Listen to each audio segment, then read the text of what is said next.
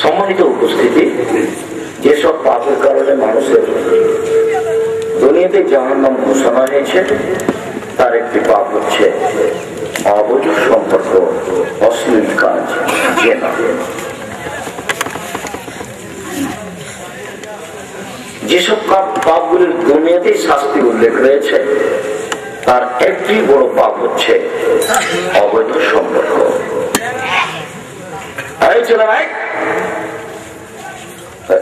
তোমরা কথা বলছো না, এখানে যা শাস্তি উল্লেখ রয়েছে তার একটি পাপ হচ্ছে অবৈধ সম্পর্ক। মানুষ যদি চুরি করে তাহলে দুনিয়াবী শাস্তি হচ্ছে তার হাত কেটে নেওয়া হবে, পরকালে জান্নাতও হতে পারে, জাহান্নামও হতে পারে। মানুষ যদি মদ নিশাদার দ্রব্য পান করে তাহলে তাকে 40 লাঠি পিটাতে হবে, পরকালে তার জাহান্নাম হতে পারে, জান্নাতও হতে পারে। মানুষ যদি মানুষের উপরে অপবাদ লাগায় তাহলে তাকে 80 লাঠি পিটাতে হবে। অন্য কিছুতে এইখানে দিতে হবে, মানুষের চোখের সামনে দিয়ে হবে, অথবা ডান দিকে দিতে হবে। সম্মানিত উপস্থিতি, মানুষ যদি বিবাহের পূর্বে অবৈধ সম্পর্কে জড়িয়ে পড়ে তাহলে তাকে 100 লাঠি পিটিয়ে এলাকা থেকে 1 বছরের জন্য তাড়িয়ে দিতে হবে। মানুষ যদি বিবাহ করার পরে অবৈধ সম্পর্কে জড়িয়ে পড়ে তাহলে তাকে ইট পাথর দিয়ে মেরে মেরে মেরে ফেলতে হবে। এ হলো অবৈধ সম্পর্ক, এ হলো জেনা, যার বাস্তবতা এত জটিল, এই শাস্তির বাস্তবতা এত জটিল, দৃষ্টান্তমূলক শাস্তি পৃথিবীতে আর কোন পাপের জন্য এভাবে উল্লেখ হয়। যদি কেউ হিসাবের খাতায় জেনা 5 নম্বর পাপ করে, 1 নম্বর পাপ হচ্ছে আল্লাহর সাথে শিরক করা, 2 নম্বর পাপ হচ্ছে পিতামাতার অবাধ্য চলা, 3 নম্বর পাপ হচ্ছে মিথ্যে সাক্ষী দেওয়া, 4 নম্বর পাপ হচ্ছে ছেলে সন্তানকে হত্যা করা, 5 নম্বর পাপ হচ্ছে জেনায় লিপ্ত হওয়া। যদিও অন্য হাদিসের সিরিয়াল দিয়ে রাসূল সাল্লাল্লাহু আলাইহি ওয়াসাল্লাম বলেছেন 1 নম্বর পাপ হচ্ছে আল ইশরাকু বিল্লাহ, আল্লাহর সাথে শিরক করা, 2 নম্বর পাপ হচ্ছে কাতলুন নাফস, মানুষকে হত্যা করা, 3 নম্বর পাপ হচ্ছে সিহর, জাদু করা, 4 নম্বর পাপ হচ্ছে রিবা, সুদ, 5 নম্বর পাপ হচ্ছে আকলুল ইয়াতীম, আকলু মালিল ইয়াতীম, এতিমের সম্পদ ভক্ষণ করা। পরের পাপ হচ্ছে মানুষের উপরে অবৈধ অন্যায়ভাবে অপবাদ লাগানো। এইভাবে রাসূল সাল্লাল্লাহু আলাইহি সাল্লাম ধারাবাহিক সিরিয়াল দিয়েছে। আমরা বলছিলাম যেসব পাপের কারণে দুনিয়াবী শাস্তি রয়েছে তার একটি বড় পাপ হচ্ছে অবৈধ সম্পর্ক। এ ব্যাপারে আল্লাহ তাআলা বলেন, ওয়ালা তাকরাবুজ জিনা, পৃথিবীর মানুষ তোমরা অশ্লীল কাজের নিকটে যায় না। ইন্নাহু কানা ফাহিশা, নিশ্চয়ই এই পাপটি অতীব অশ্লীল, নিশ্চয় পাপটি অতীব খারাপ, নিশ্চয় পাপটি ইহকাল ও পরকাল ধ্বংসের একটি পাপ। আর এই পথ খুবই খারাপ, এই পথ অতীব জঘন্য। পাপটি উল্লেখ করার পরে আল্লাহ তাআলা এইভাবে বলেন, আল্লাহ তাআলা অন্যত্রে বলেন,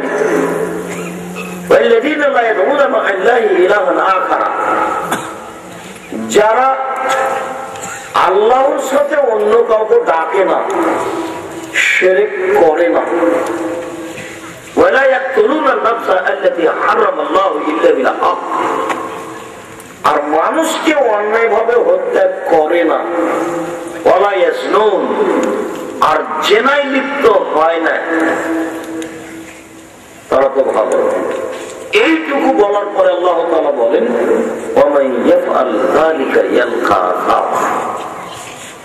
এইসব পাপে কেউ যদি লিপ্ত হয়, এইসব পাপে যারা লিপ্ত হয় তারা বড় পাপী, বড় পাপের মুখোমুখি।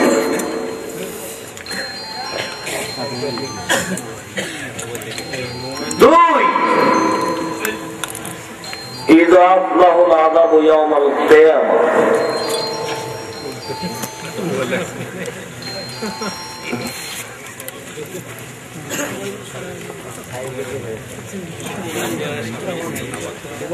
তাদের শাস্তি বিচার মাঠে দ্বিগুণ শতগুণ বেশি করে দেওয়া হবে। মহান ওটা দেখেন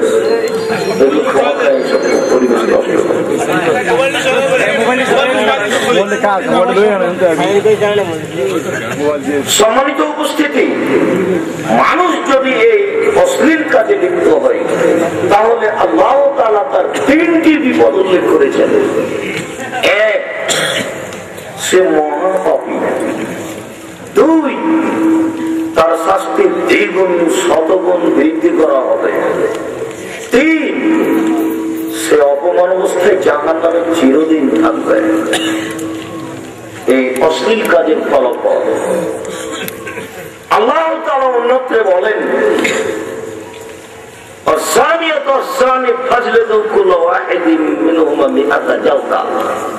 পৃথিবীর মানুষ অবৈধ সম্পর্ককারী পুরুষ, অবৈধ সম্পর্ককারী নারী, তাদেরকে তোমরা 100 লাঠি পিটাও, মারার সময় যেন তোমাদেরকে ভ্রাতৃত্ব ভালোবাসা না ধরে।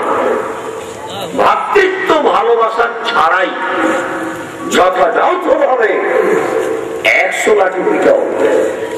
অত্র আয়াতে বৈধ অবৈধ, বিবাহিত অবিবাহিত বিষয়টি পেশ করা হয়নি। আমরা বলছিলাম এটা মহাপাপ, অতীব জঘন্য পাপ। সম্মানিত উপস্থিতি, আবু যার গিফারি রাদিয়াল্লাহু তাআলা আনহু বলেন, রাসূল সাল্লাল্লাহু আলাইহি সাল্লাম একদা বললেন, মান ক্বালা লা ইলাহা ইল্লাল্লাহ ফাদাখালাল জান্নাহ। কেউ যদি লা ইলাহা ইল্লাল্লাহ বলে তাহলে সে জান্নাতে চলে যাবে। এই কথা বলতেই আবু যার গিফারি রাদিয়াল্লাহু আনহু বললেন, চুরি করলে জেনা করলেও যাবে? আল্লাহ রাসূল বললেন, চুরি করলে জেনা করলেও যাবে। আবু যার গিফারি রাদিয়াল্লাহু আনহু বলছেন, চুরি করলে জেনা করলেও যাবে? আল্লাহ রাসূল বললেন, চুরি করলে জেনা করলেও যাবে। আবু যার গিফারি রাদিয়াল্লাহু তাআলা বলেন, চুরি করলে জেনা করলেও যাবে? আল্লাহ রাসূল বলেন, হ্যাঁ। সম্মানিত উপস্থিতি, আবু যার গিফারি রাদিয়াল্লাহু তাআলা কেনই বা এই দুইটি পাপের কথা বারবার বলছেন? আল্লাহ রাসূলও কেন তার কথার এইভাবে উত্তর দিচ্ছেন? পাপ তো আরো আছে। এর চেয়ে তো বড় পাপ শিরক করা, এর চেয়ে তো বড় পাপ পিতা মাতার অবাধ্য চলা, এর চেয়ে তো বড় পাপ মিথ্যা কথা বলা, এর চেয়ে তো বড় পাপ জাদু করা। রাসূল সাল্লাল্লাহু আলাইহি সাল্লাম বললেন, জাদুঘর পুরুষ এবং জাদুঘর মহিলাকে তোমরা হত্যা করো। রাসূল সাল্লাল্লাহু আলাইহি সাল্লাম বললেন, জান্নাতে যাবে না পিতা মাতার অবাধ্য ব্যক্তি। দুই, মুসাদ্দিকুন বিশ-সিহর, জাদুকে যে বিশ্বাস করে। তিন, মুকাদ্দিমুল বিল কাদার, ভাগ্যকে যে অস্বীকার করে, যারা জাদু করে তারা জাহান্নামে যাবে, তারা জান্নাতে যাবে না। জাদু বিষয়টি জটিল। এই পাপের কথা উল্লেখ না করে কেনই বা আবু জার গিফারী রাদিয়াল্লাহু তাআলা বারবার বলছেন চুরি করলে জেনা করলেও যাবে, চুরি করলে জেনা করলেও যাবে? কেন তিনি বলছেন না শিরক করলেও যাবে? কেন তিনি বলছেন না বাপার অবাধ্য চললেও যাবে? রাসূল সাল্লাল্লাহু আলাইহি ওয়াসাল্লাম বলেছেন যে লাইফ হলো জান্নাত, জান্নাতে যাবে না এক আপু পিতা মাতার অবাধ্যে চলে যাবে, দুই মান্না খোটা দেয় যাবে, তিন কম্মা জুয়া খেলে যাবে, চার মধুমেনুল খাম নিয়মিত বিড়ি তামাক জামা সিগারেট দুধ নেশাদার দ্রব্য খাই পান করে যাবে। তো অনেক তো সিরিয়ালে বড় বড় পাপ আছে, এইগুলির কথা আল্লাহ রাসূল বলছেন না, আবু জার গিফারী বলছেন না কেন? রাসূল সাল্লাল্লাহু আলাইহি ওয়াসাল্লাম বলেছেন, আচ্ছা মুরব্বী যখন আপনারা দেখেন ওই গুনাহ কারণ লাইন হলো জান্নাতে আবাদা, তিন শ্রেণীর মানুষ কখনো জান্নাতে যাবে না। তার এক শ্রেণীর মানুষ হচ্ছে মধুমেনুল খাম, যারা নিয়মিত বিড়ি তামাক জর্দা সিগারেট দুধ নেশাদার দ্রব্য খায় পান করে। দুই রাজরাতুন মিনান নিসায়ে, পুরুষের বেশধারী নারী, যারা পুরুষের জুতা স্যান্ডেল পরে, যারা পুরুষের শার্ট প্যান্ট পরে, যারা পুরুষের পোশাক পরে। তিন যে তার বাড়িতে বেহায়াই সুযোগ পেয়েছে সে জান্নাতে যাবে না, হজ করলেও নয়, তাহাজ্জুদ করলেও নয়। এই কথাগুলি আবু জার গিফারী রাদিয়াল্লাহু তাআলা কেন বলছেন? কেন তিনি বলছেন বারবার চুরি করলেও যাবে, জেনা করলেও যাবে? আবু হুরায়রা রাদিয়াল্লাহু তাআলা আনহু বলেন, তিন শ্রেণীর মানুষ রয়েছে পাপী, আল্লাহ তাদের সাথে বিচারের মাঠে কথা বলবেন না। তিন শ্রেণীর পাপী রয়েছে দুনিয়াতে, যাদের সাথে আল্লাহ বিচারের মাঠে কথা বলবেন না। এক আল মুসলিম, যারা পায়জামা প্যান্ট লুঙ্গি ডাকলুর নিচে পড়ে। দুই শাইখুন জামিন, বেশি বয়সে যারা জেনা করে। তিন মালিকুল কাদ্দাব, যারা মৃত্যুর দায়িত্বশীল, মৃত্যুর মেম্বার, মৃত্যুর চেয়ারম্যান, মৃত্যুর এমপি, মৃত্যুর মন্ত্রী, মৃত্যুর হেড মাওলানা, মৃত্যুর হেডমাস্টার, মৃত্যুর প্রিন্সিপাল, মৃত্যুর ভাইস চ্যান্সেলর, মৃত্যুর গ্রাম সরকার, মৃত্যুর মসজিদের মুতাল্লিম, মৃত্যুর ডিসি, মৃত্যুর এডিসি, মৃত্যুর পিওনো, মৃত্যুর পিওনো, মৃত্যুর ওসি, মৃত্যুর দারোগা, মৃত্যুর জেল সুপার। যারা যেখানে মিথ্যা কথায় দায়িত্ব পালন করছে, সে যত বড়ই পরেজগার হোক না কেন, সে জান্নাতে যাবে না, আল্লাহ তার সাথে কথা বলবে। আর তাহাজ্জুদ পড়েও যে জান্নাত হয় না, তার হাদিস স্পষ্ট। তাহাজ্জুদ পড়েও হবে না, হজ করেও হবে না। যেমন আবু হুরায়রা রাদিয়াল্লাহু তাআলা আনহু বলেন যে রাসূল সাল্লাল্লাহু আলাইহি ওয়াসাল্লাম বলা হলো, ইন্না ফুলানাতুন তুযকারু মিন কাসরাতি সালাতিহা ওয়া সিয়ামিহা ওয়া সাদাকাতিহা গায়রা আন্নাহা তুযি জিরানাহা বিলিসানিহা। আল্লাহর নবী অমুক মহিলা বেশি বেশি সালাত আদায় করে, বেশি বেশি সিয়াম পালন করে, বেশি বেশি দান খয়রাত করে, তবে মুখ দিয়ে মানুষকে প্রতিবেশীকে কষ্ট দেয়। আল্লাহ রাসূল বললেন, হিয়া ফিন্নার, ও জাহান্নামে যাবে। আবার এই ছেলে, তোমাদের জানা আছে ইবাদতের জগতে সবচেয়ে বেশি ডাকা যায় আল্লাহকে, সে ইবাদতটি কি বলতো? সালাত। এই মহিলা বেশি বেশি সালাত আদায় করে, মানে তাহাজ্জুদ করে। দুই, বলতে পারো তোমরা ইবাদতের জগতে সবচেয়ে দামি ইবাদত কোনটি? সিয়াম। এই মহিলা বেশি বেশি সিয়াম পালন করে। প্রতি মাসে 3 দিন সিয়াম থাকে, মুহররমে 2 দিন থাকে, আরাফার 1 দিন থাকে, বৃহস্পতিবার সোমবার থাকে, শাওয়ালের 6টা থাকে, আরো থাকে। এই মহিলা বেশি বেশি সালাত আদায় করে। আর আমি যে জান্নাতে যাব তার দলিল, আপনি যে জান্নাতে যাবেন তার দলিল। বিচারের মাঠে আপনি বলবেন যে আমি জান্নাতে যাব, আল্লাহ যদি বলেন কেন, তাহলে আপনি বলবেন আমার কাছে দলিল আছে। কি দলিল? আল্লাহ রাসূল বলেছেন সাবকাত বুরহান, দান হলো দলিল। এই বাড়ি আমার, প্রমাণ এই যে দলিল আছে। এই জমি আমার, প্রমাণ এই যে দলিল আছে। বিচারের মাঠে আমি জান্নাত পাবো, আমাকে যদি আল্লাহ বলেন কেন, তাহলে আমি বলবো যে আমার কাছে কি আছে? দলিল আছে। এই মহিলাটির কাছে জান্নাত পর দলিলও আছে। আবার দেখো আল্লাহ রাসূল বলছেন ইন্না ফুলান, আল্লাহ তার সামনে বলা অমুক মহিলা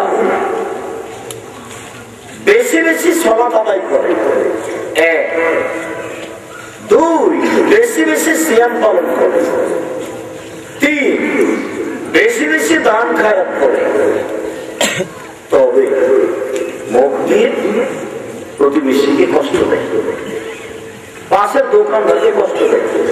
এই যে তোমার মতো বোকা 3 নম্বর শ্রেণীর সব যুবক দলীয় দাপটে আরেকজনকে কষ্ট দিয়ে থাকো, কোনদিন তো ভাবো নিজের ফলাফল কি?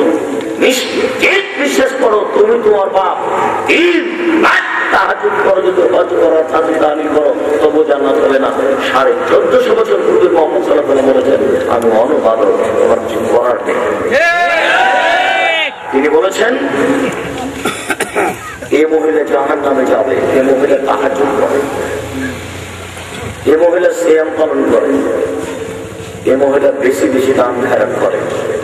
আপনাকে জানিয়ে রাখছি তাহাজ্জুদ মানুষকে জান্নাতে নিয়ে যেতে পারবে না।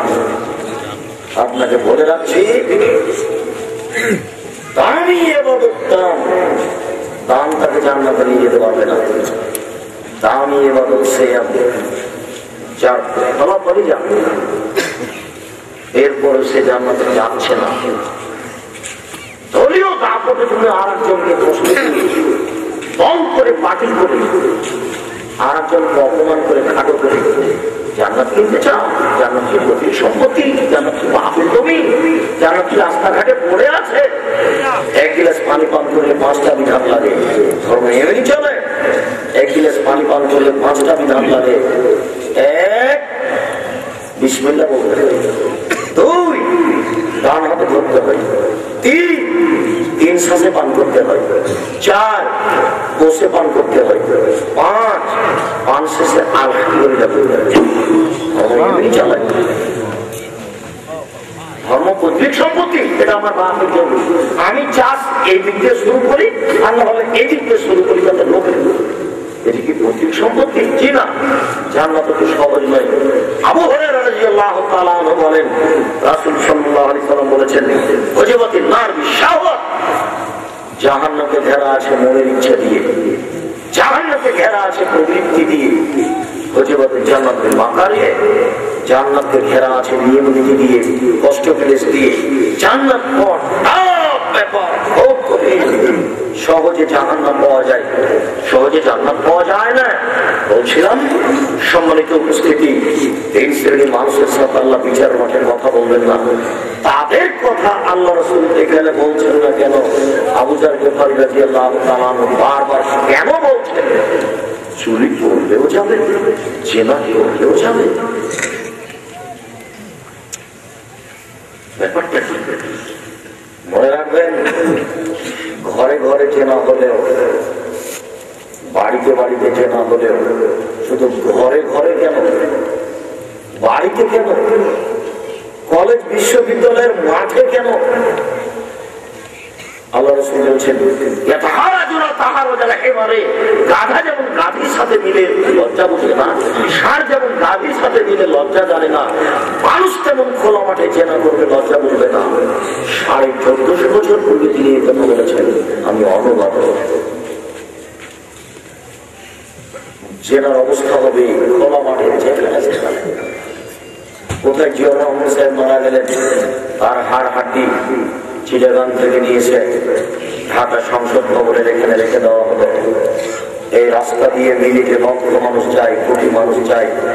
এমপি যান, ওসি যান, দারোগা যান, মন্ত্রী যান, ডিসি যান, এডিসি যান, পৃথিবীর সর্বধরনের, দেশের সর্বধরনের মানুষ যায় রাস্তা দিয়ে। এই রাস্তার উপরে যুবক যুবতীর পুরু রানের উপরে মাথা দিয়ে যুবক যুবতীকে দুই হাত দিয়ে জড়িয়ে চেপে ধরে আছে, এই রাত ধরে আছে, ঘন্টার ঘন্টা ধরে আছে।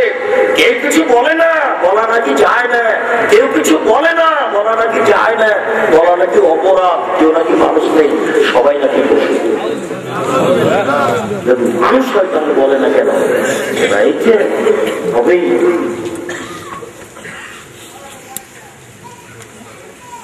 যেন এমন একটা কাজ, এ দিয়ে মানুষ যত অপমান হয়, পৃথিবীর কোন কাজ দিয়ে মানুষ তত অপমান হয় না। এই সমাজে, যে সমাজে দিন রাত জেনা হচ্ছে, এই সমাজে যদি একটা জেনা ধরা পড়ে তার বিচার হয়, তাহলে ওই ছেলে মেয়ে মনে করে যে মাটি ফেটে ভেতরে চলে যাবে। বাপ মা মনে করে, গ্রামবাসী মনে করে গোটা জাতীয় অপমান। অথচ সেরে করলে কেউ অপমান হয় না। বাপ মানে দিন রাত গালি দিচ্ছে, কোন সমস্যা নেই, কেউ অপমান। মিথ্যা কথা বলা তো চিরসাপিয়া, মিথ্যা ছাড়া মানুষের আর কোন কথাই চলে না। এরপরে কোন মানুষ অপমান হয় না। মনে রাখবেন, পৃথিবীতে অপমান হওয়ার সবচেয়ে বড় পাপ হচ্ছে জেনা। 2 চুরি, চোরকে চোরও মারে, আশ্চর্য পাপ। চোরকে চোরও মারে। এই পাপের কথা বলতে গিয়ে চট করে আমার একটা কথা মাথায় চলে আসলো, যেটা সময় হবে ভুলে যেতেও পারি, এখনই আপনাকে বলে রাখি।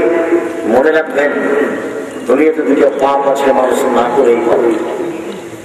দুনিয়াতে 2টি পাপ আছে, মানুষ না করেই পাবে। তার একটি পাপ হচ্ছে, কেউ যদি কাউকে বলে যে আসল জুয়া খেলে, খালি বলেছে আসল জুয়া খেলে, তাহলে তাকে 10 জন ফকিরকে খাওয়া দেয়। খালি বলেছে আসল খেলে, আশ্চর্য।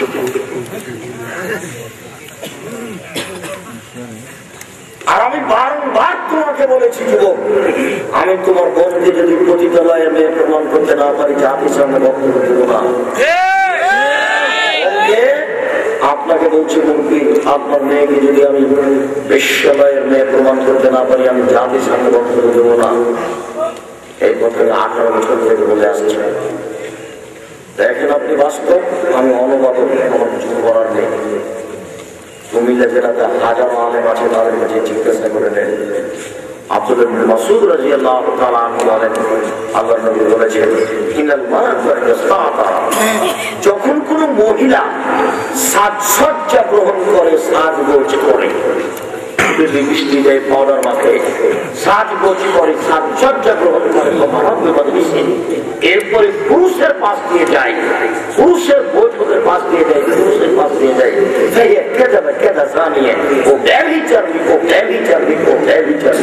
আমি অনুবাদক।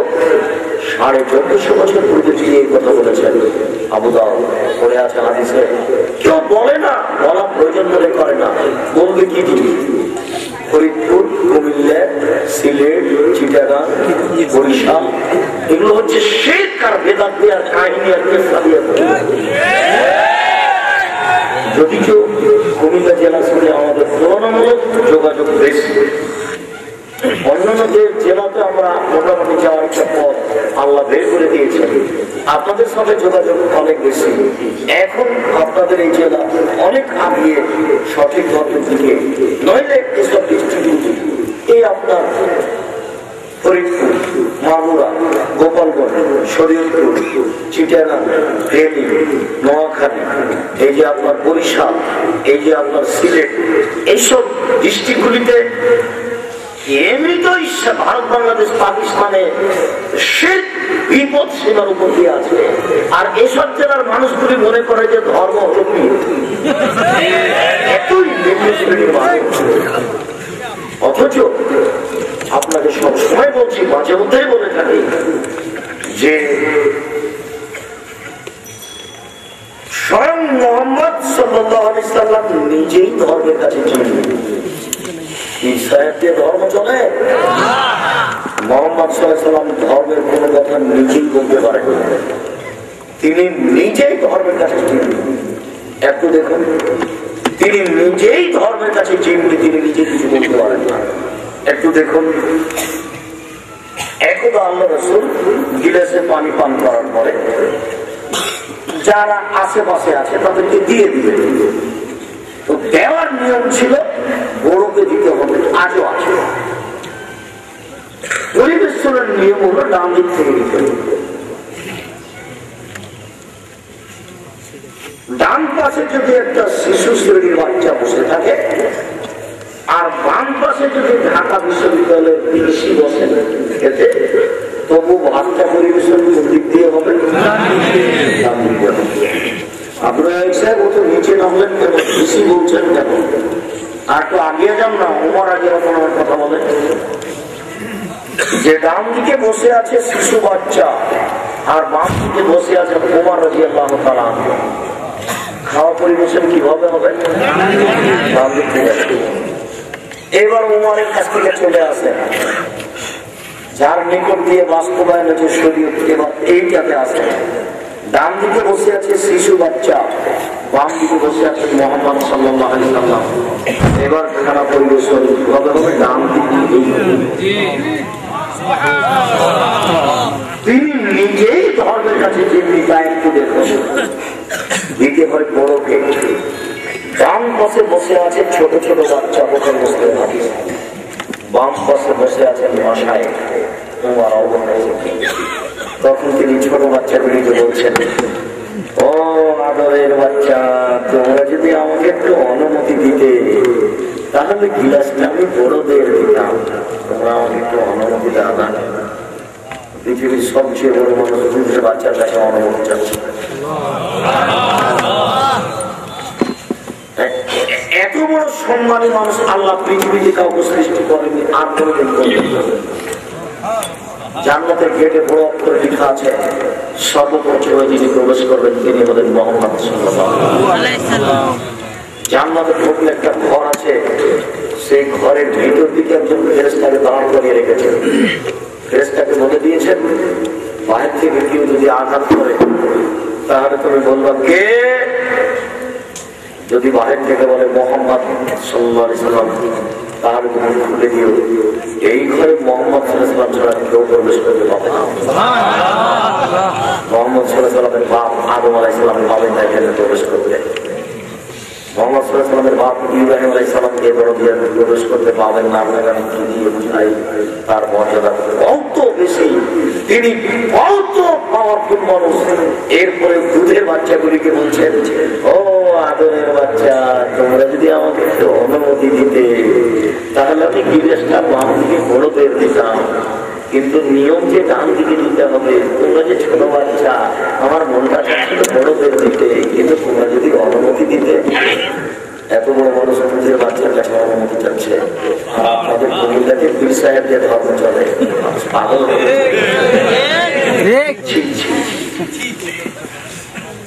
হিসাব করে খাই পায়খানা করে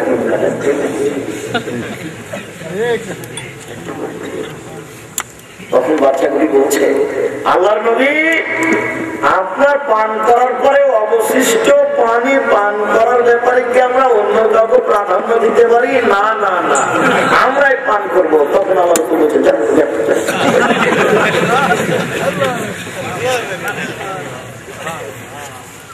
বুখারী মুসলিম।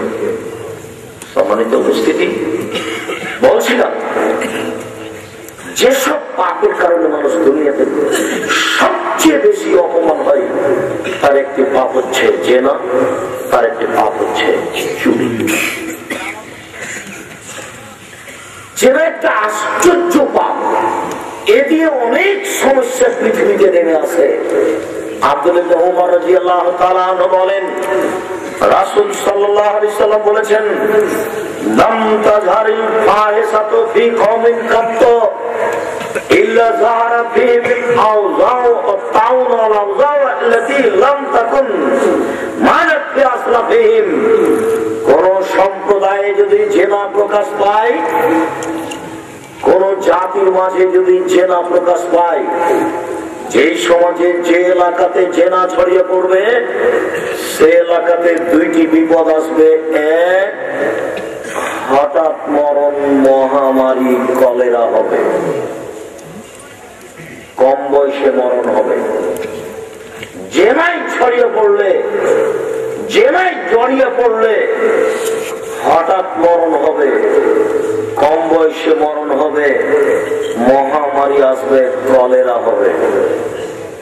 আমি অনুবাদ, দুই, এমন রোগ হবে যে রোগ বংশে ছিল না, যে রোগ ডাক্তার চিনি না। সেই কালে তিনি বলেছিলেন এই কথা, যে রোগ অতীতে কারো হয়নি, এই কথা তিনি বলেছিলেন। আমি শুধু পরে লাগিয়ে দিলাম, যে রোগ ডাক্তার চিনে না।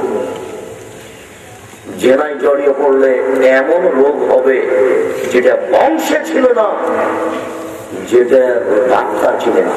এটা হলো জেনার ফল। আব্দুল্লাহ ইবনে মাসউদ রাদিয়াল্লাহু তাআলা আনহু বলেন, রাসূল সাল্লাল্লাহু আলাইহি ওয়াসাল্লাম বলেছেন,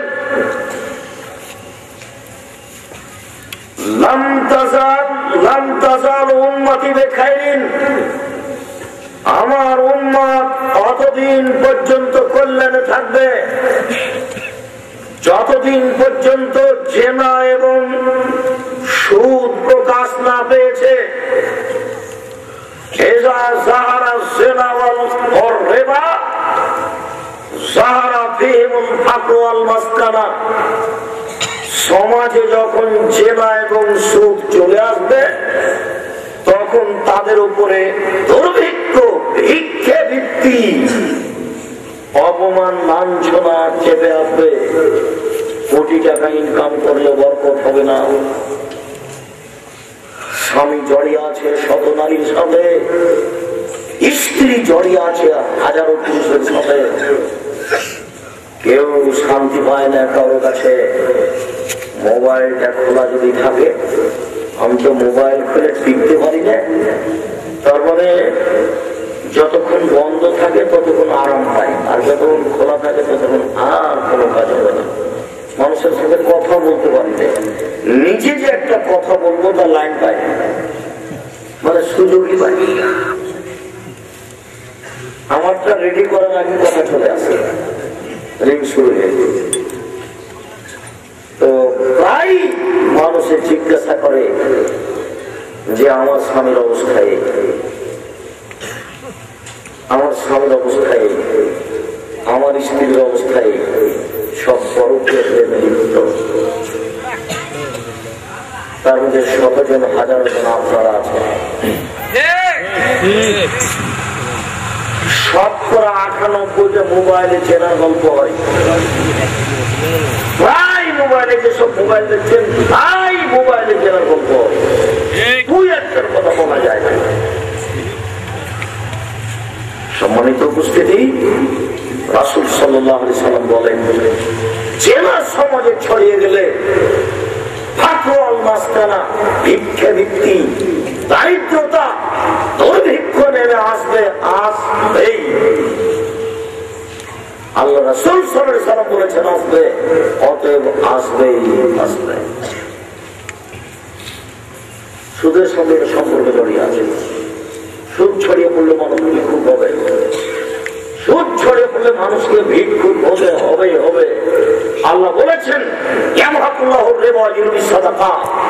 দান মানুষকে টাকাকে বেশি করে, শুধু মানুষের টাকাকে কমিয়ে দেয়। সুদ খেলে মানুষকে ভিক্ষুক হতে হবে, আজ কথা নয়। সুদ যদি খাই সারা বাংলাদেশের টাকা দুই একজনের হাতে যাবে, বাকিগুলি ভিক্ষুক হয়ে যাবে। মানুষ যদি সুদ খায় সারা পৃথিবীর টাকা দুই একটা দেশে যাবে, বাকি দেশগুলি ভিক্ষুক হয়ে যাবে, হতেই হবে। ওটা তো আল্লাহ বলেছেন, আল্লাহ রাসূল বলেছেন, অতএব এটা হবেই, কারো ভাবার সুযোগ নেই।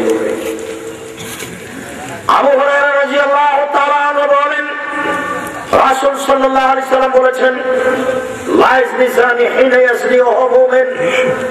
মানুষ যখন জেনা করে তখন মানুষ মুমিন থাকে, এই কথা ঠিক নয়। মানুষ যখন জেনা করে তখন তার ভিতরে ঈমান থাকে না, ঈমানটা বের হয়ে যায়। এই ছেলে, মুরব্বি আপনি শুনুন, আল্লাহ তাআলা বলেছেন, নিশ্চয়ই সালাত মানুষকে অশ্লীল অপছন্দ কাজ থেকে দূরে রাখে।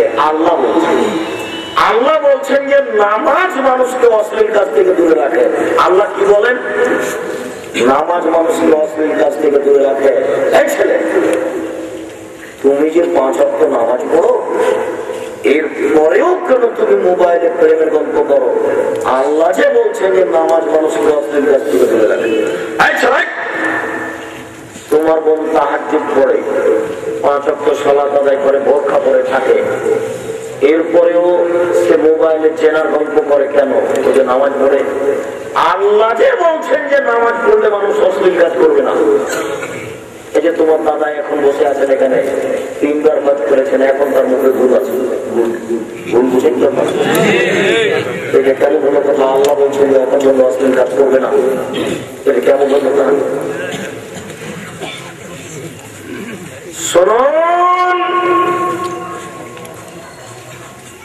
ঈমান যত বেশি হবে পাপ তত কম হবে, ঈমান যত কম হবে পাপ তত বেশি হবে। এই লোকটা, এই ছেলেটা নামাজ পড়ে বটে, তার ভিতরে ঈমান নেই। এই মেয়েটা বোরখা পরে বটে, তবে এর ভিতরে ঈমান নেই। এই কারণে সে নামাজও পড়ে, পাপও করে, করবে। ঈমান ভিন্ন জিনিস, ইবাদত ভিন্ন জিনিস। ঈমান সহকারে যখন মানুষ ইবাদত করবে, তখন ইবাদত ঠিকই তার স্থানে কাজ করবে। তাই তো রাসূল বলেছেন, মান সামা রমাজান ঈমানান ওয়া ইহতিসাবান। রমজান মাসে রোজা রাখলো ঈমান সহকারে, নেকির আশায়, তাহলে এটা ধরে নিতে হবে হাজারো মানুষ, কোটি মানুষ রোজা থাকবে ঈমান ছাড়াই। না, বুঝাতে পারলাম? আল্লাহর নবী বলছেন, বুখারী মুসলিমের হাদিস, কেউ যদি রোজা থাকে ঈমান সহকারে নেকির আশায়, তাহলে ঈমান ছাড়াও মানুষ রোজা থাকবে। এই ছেলে, তুমি ঈমান দেখবে? দেখো, এক মিনিট তোমাকে দেখাই। এদিকে দেখো, তুমি এই ঘরে বসে আছো, কি যেন করছিলে, তো কি যেন করছো তুমি, তোমার ভাবি খেয়াল করে যে তুমি এই ঘরে আসো। তোমার ভাবি ওই দিক থেকে দেখে চলে এসেছে, মাথায় কাপড় নেই, তো ঢোকটাই দেখে তুমিও তোমার ভাবির দিকে দেখেছো। চট করে তোমার ভবিষ্যতের হাদিস, কেউ যদি রোজা থাকে ঈমান সহকারে নেকির আশায়, তাহলে ঈমান ছাড়াও মানুষ রোজা থাকবে। এই ছেলে, তুমি ঈমান দেখবে? দেখো, এক মিনিট তোমাকে দেখাই। এদিকে দেখো, তুমি এই ঘরে বসে আছো, কি যেন করছিলে, তো কি যেন করছো তুমি, তোমার ভাবি খেয়াল করে যে তুমি এই ঘরে আসো। তোমার ভাবি ওই দিক থেকে দেখে চলে এসেছে, মাথায় কাপড় নেই, তো ঢোকটাই দেখে তুমিও তোমার ভাবির দিকে দেখেছো। চট করে তোমার ভাবি ওই ঘর থেকে এই ঘরে ছুটে এসে বলছে, ছি ছি ছি ছি ছি ছি ছি, ওখানে আমার দেবর বসেছিল, আমি তো খেয়াল করিনি। ছি ছি ছি ছি ছি, আমার দেবর বসেছিল ওখানে, আমি তো খেয়াল করিনি, ও তো আমাকে দেখে নিয়েছে মনে হচ্ছে। আচ্ছা, তোমার ভাবি এরকম করছে কেন? এটা ঈমান। বুঝাতে পারছি না? এটা হলো ঈমান। আচ্ছা, তোমাকে বলি, তুমি এখানে যেন কি করছিলে? তোমার ভাবি তুমি এখানে বসে আছো এটা জানে না, তো কোনে ঘর থেকে ঘুরে এসে দেখে তুমি এখানে বসে আছো, তখন তোমার ভাবি বলছে, আরে আহমদ, তুই এখানে বসে আছিস, আমি তোকেই তো খুঁজছি। দুইজনই বোরখা পরে, দুইজনই নামাজ পড়ে। বুঝাতে পারছি? দুইজনে বোরকা পরে, দুইজনে নামাজ পড়ে। আগের জন্য এভাবে বলছে কেন, আর পরের জন্য এভাবে বললো কেন? আগের জনের ভিতরে ঈমান আছে, পরের জনের ভিতরে ঈমান নেই। তাহাজ্জুদ করলেও কাজ হবে না। ঈমান ভিন্ন জিনিস, ইবাদত ভিন্ন জিনিস। আল্লাহ নবী বলছেন আলা হায়াউ মিনাল ঈমান ওয়াল ঈমান ফিল জান্নাহ, লজ্জাই হচ্ছে ঈমান, ঈমানই হচ্ছে জান্নাত। ইবাদতকে তিনি ঈমান বললেন না, ইবাদতকে আল্লাহ নবী ঈমান বললেন না। মানুষ নামাজ পড়ে আল্লাহকে মিথ্যা কথা বলবেন, আল্লাহকে মিথ্যা কথা বলেন। আল্লাহ বলছেন যে নামাজ মানুষকে অশ্লীল কাজ থেকে দূরে রাখে। একবার নগদ নামাজই কেনা করছে, তাহলে আল্লাহকে মিথ্যা কথা বলেছেন? জি না, আল্লাহ মিথ্যা কথা বলেননি। ইমানদার নামাজি যখন নামাজ পড়বে তখন ও অশ্লীল। আর আল্লাহ নবী ইবাদতকে ঈমান বলেননি, লজ্জাকে বলেছেন। দেখেন আল্লাহ ঈমান ওয়াল ঈমান ফিল জান্নাহ, লজ্জাই হচ্ছে ঈমান, ঈমানই হচ্ছে জান্নাত। লজ্জাই হচ্ছে ঈমান, ঈমানই হচ্ছে জান্নাত। লজ্জাই হচ্ছে ঈমান, ঈমানই হচ্ছে জান্নাত। সম্মানিত উপস্থিতি, আল্লাহ নবী বলেছেন মানুষ যখন অশ্লীল কাজে লিপ্ত হয় তখন ঈমান তার ভিতর থেকে বের হয়ে যায়। আমির রাদিয়াল্লাহু তাআলা আনহু বলেন রাসূল সাল্লাল্লাহু আলাইহি সাল্লাম বলেছেন লা ইয়াকুনুনা মিন বাদি আকওয়াম, অচিরে আমার উম্মতে এমন মানুষ হবে ইস্তাহিলুনা জিনাকে হালাল মনে করবে, ওয়াল হারিরা রেশমি কাপড়কে হালাল মনে করবে, ওয়াল খামরা মদকে হালাল মনে করবে, ওয়াল মাসিক বাদ্যযন্ত্রকে গান বাজনাকে হালাল মনে করবে, জিনাকে হালাল মনে করবে আমার উম্মত। আল্লাহ নবী বলছেন জিনাকে হালাল মনে করবে আমার উম্মত। এই কথা আল্লাহ নবী বলছেন, কত বড় দুঃখজনক কথা। আমার উম্মত জিনাকে হালাল মনে করবে। দেখবেন একটু এই ছেলে, দেখো তোমাকে আমি বাস্তব দেখায়। এ দেখো, আমি একটু আগে তোমাকে বলেছি তোমার বোনকে জমে বিশ্বলয়ের মেয়ে প্রমাণ করতে না পারি তাহলে আমি জাতির সামনে বক্তব্য দেব না। আমি শতবার বলেছি, তোমাকে আবার আমি দেখাচ্ছি, তুমি দেখো। আল্লাহর নবী বলছেন যে অচিরেই আমার উম্মত মদ খাবে, নাম দিবে অন্য, আর তাদেরকে খাদ্য পরিবেশন করা হবে গায়িকা দিয়ে, নারী দিয়ে। এই ছেলে, তোমার বাপ 3বার হজ করেছে, মাস্টার ডিগ্রি পাস মানুষ, গ্রামের 5 জন লোককে দাওয়াত দিয়েছে, রাজশাহীর 5 জন লোককে দাওয়াত দিয়েছে, বাড়ি নিয়ে এসেছে। নিয়ে এসে বলছে তার মেয়ে খালেদাকে, খালেদা আম্মু তাড়াতাড়ি খাওয়ার নিয়েছো, খাওয়ার পরিবেশন করো, মেহমানকে খাওয়া দাও, খাওয়ার পরিবেশন করো। তোমার বাপ বলছে, তোমার বাপ তাহাজ্জুদ করে গো।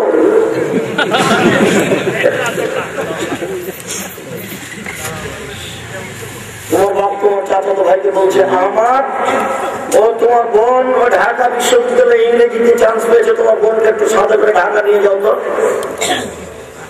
এটা কি রাসূল সাল্লাল্লাহু আলাইহি ওয়াসাল্লাম বলেন, দুই চোখের চেনা হচ্ছে চোখ দিয়ে দেখা, চেনা হল ইস্তেমাও, দুই কানের চেনা হচ্ছে কান দিয়ে শোনা,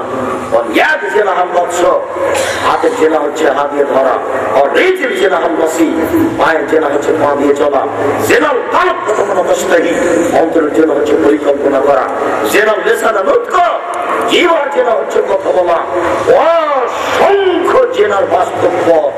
আল্লাহর নবী বলছেন আমার উম্মত চেনাকে হালাল মনে করবে।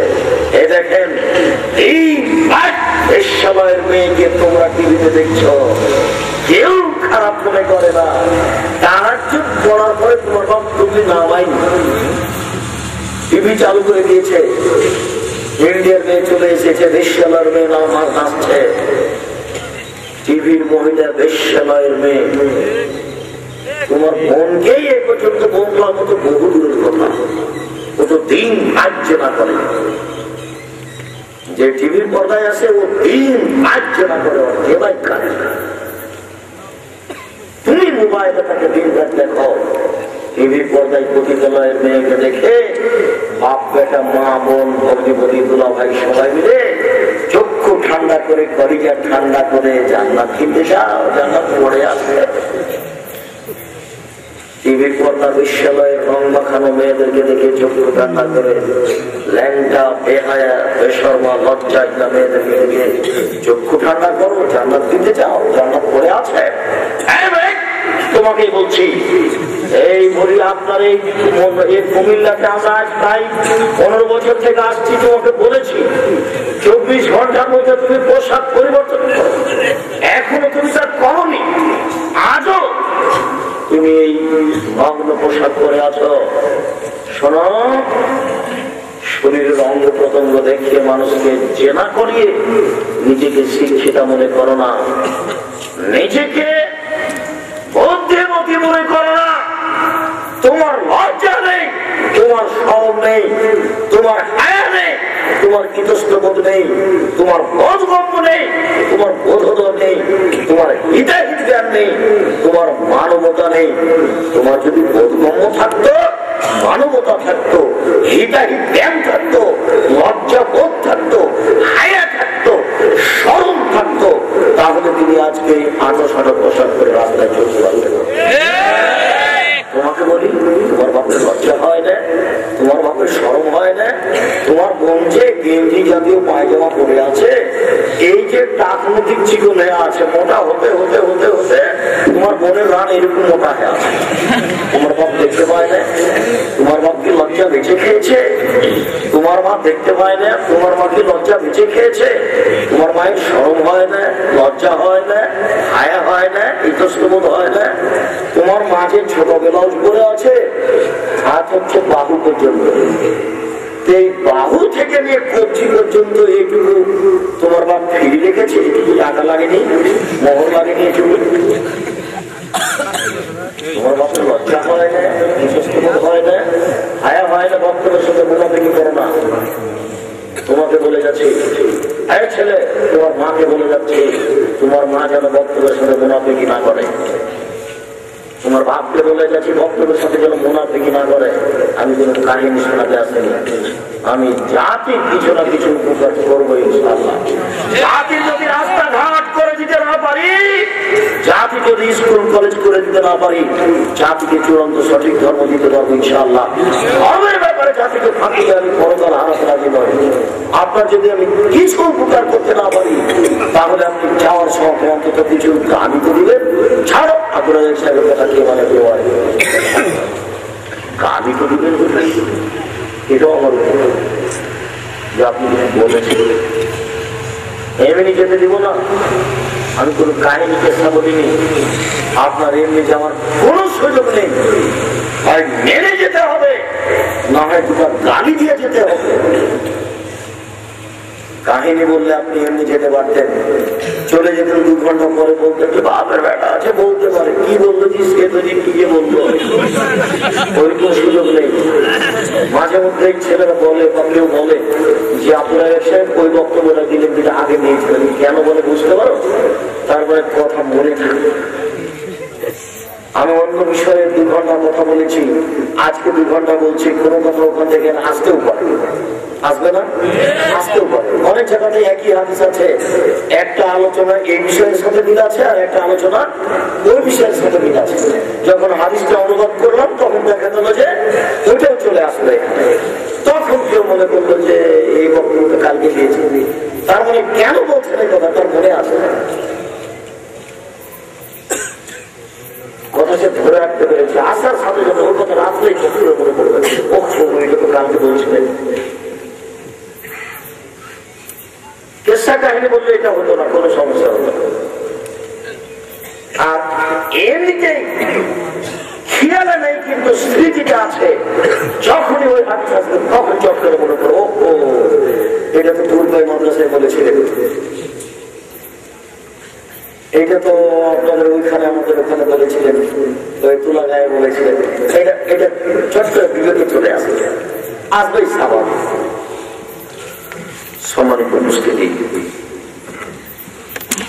মুআযিবনে জাবাল রাদিয়াল্লাহু তাআলা আনহু বলেন, রাসূল সাল্লাল্লাহু আলাইহি ওয়াসাল্লাম বলেছেন, নেতৃত্ব শুরু হয়েছে নবী দিয়ে করেছেন, মনে নেই? তাহলে ৭৭ বছর বয়স কি করে বুঝাবেন? কত কঠিন আপনাকে আমি কি দিয়ে বুঝাই। আমাদের ব্যর্থতা জাতির সামনে শরীয়ত বুঝাতে পারলাম না। হাদিস ঠিকই আছে, 1450 বছর থেকে হাদিস গ্রন্থ পড়ে আছে, আমাদের ব্যর্থতার কারণে জাতিকে হাদিস বুঝাতে পারলাম না। দুই, অস্বাভাবিক যৌবন জীবন বুঝাতে হবে। আব্দুল রাজ্জাক সাহেব, পুরো বয়সের মধ্যে যৌবন জীবন আছে, এটা আবার পৃথক ভাবে হলো কেন? পুরো জীবন বুঝাতে হবে।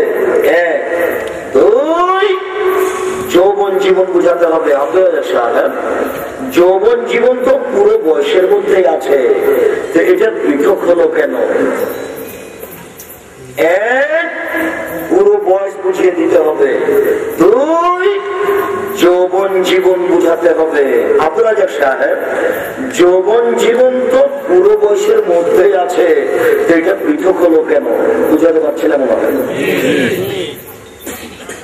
যেদিন 4 বছরের বয়স, সেদিন মা খালি চুমা খায়, আদর করে, চুমা খায়, আদর করে।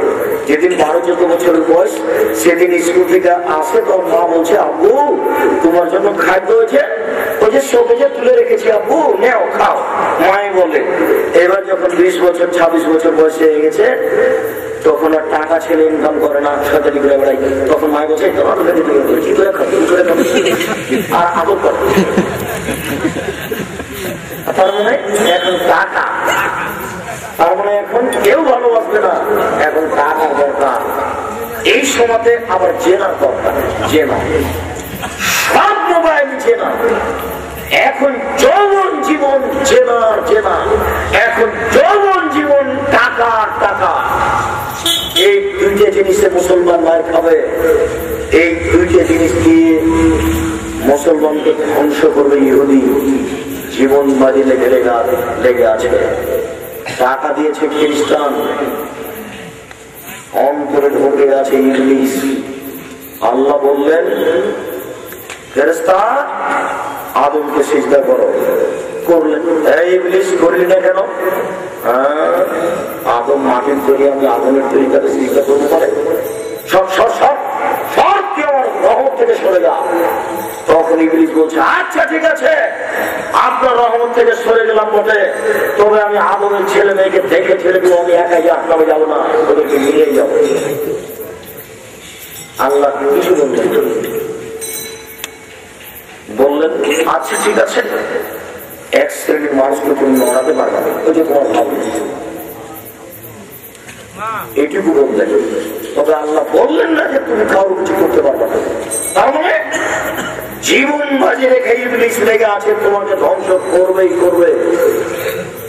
জীবন বাজি রেখে ইবলিস লেগে আছে, তোমাকে ধ্বংস করবেই করবে।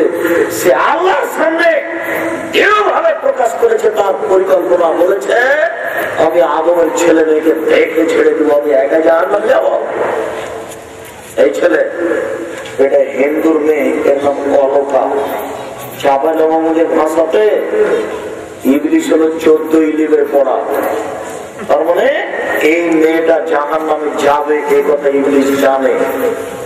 অতএব হিন্দুর মেয়ের কাছে ইবলিসের কোনো কাজ নেই, ইহুদির কাছে ইবলিসের কোনো কাজ নেই, খ্রিস্টানের কাছে ইবলিসের কোনো কাজ নেই। কাজ আছে তোমার কাছে, মুসলমানের কাছে। তোমাকে ঠকাতে পারলেই তার সফলতা। সে ভিতরে ঢুকে আছে, সে ভিতরে ঢুকে আছে। তোমাকে যে কোনো মূল্যে সে পরাজয় করবে। তাই আল্লাহ বারবার বলছেন, শয়তান তোমাদের স্পষ্ট শত্রু, পৃথিবীর মানুষ শয়তান তোমাদের স্পষ্ট শত্রু। এই কথা আল্লাহ শতবার বলছেন। আমরা তো করি না, পড়া প্রয়োজন মনে করি না, বুঝিও না।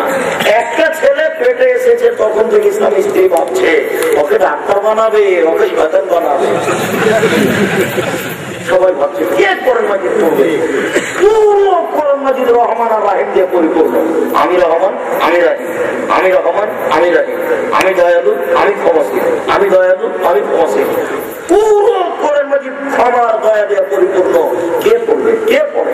কেউ পড়ে না, পড়া প্রয়োজন মনে করে না, এমনি নিজেই চলছে। লাগে মতো টাকা তো দিলাম, সেই ইনকাম হচ্ছে, সমস্যা হয়। সম্মানিত উপস্থিতি, রাসূল সাল্লাল্লাহু আলাইহি সাল্লাম বলেছেন, উম্মত জেনাকে হালাল মনে করতে, জেনা তাদের কাছে পাপের কাজ নয়। সম্মানিত উপস্থিতি,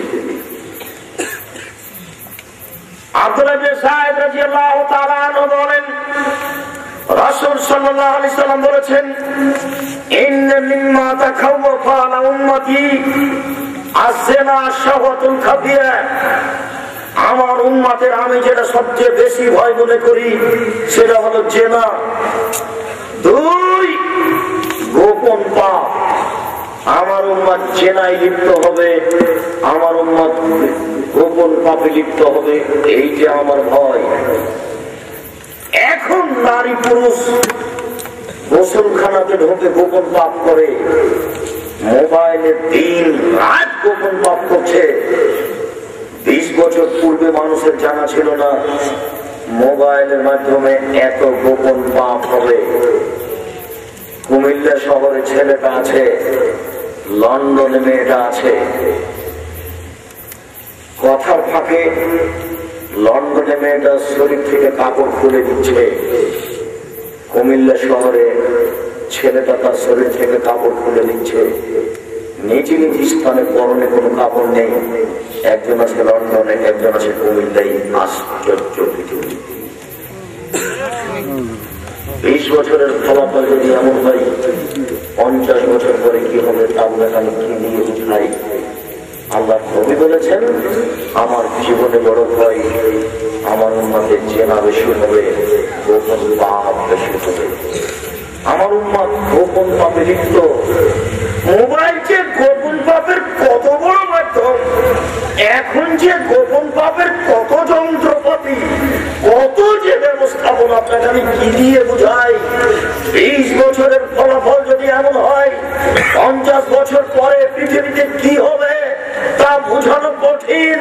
তবে আবু হুরায়রা রাদিয়াল্লাহু তাআলা আনহু বলেন, রাসূল সাল্লাল্লাহু আলাইহি সাল্লাম বলেছেন, ইন্না মিন আসরাতিশ শাহ, পৃথিবীর ধ্বংসের চিহ্ন হচ্ছে এর পথে বিদ্যে উঠে যাবে, কয়েকশো জাহাল মূর্খতা বেড়ে যাবে, কয়েকশো সালগু খামরে মদ পান বেশি হয়ে যাবে, কয়েকশো জেনা বেশি হয়ে যাবে, কয়েকটা রেজাল পুরুষ কমে যাবে, কয়েকশো নিশা মহিলা বেশি হয়ে যাবে।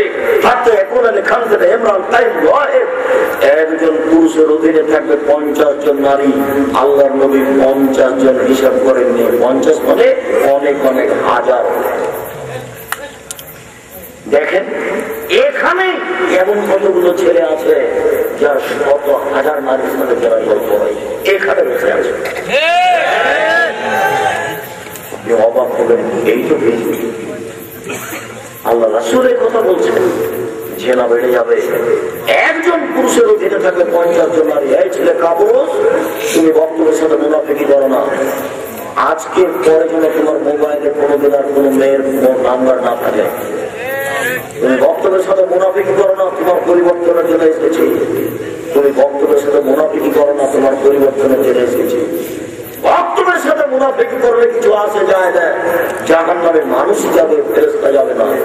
জাহান্নামে গরু ছাগল যাবে না, মানুষই যাবে। তোমার মতো 3 নম্বর শ্রেণীর 3% বদ নারী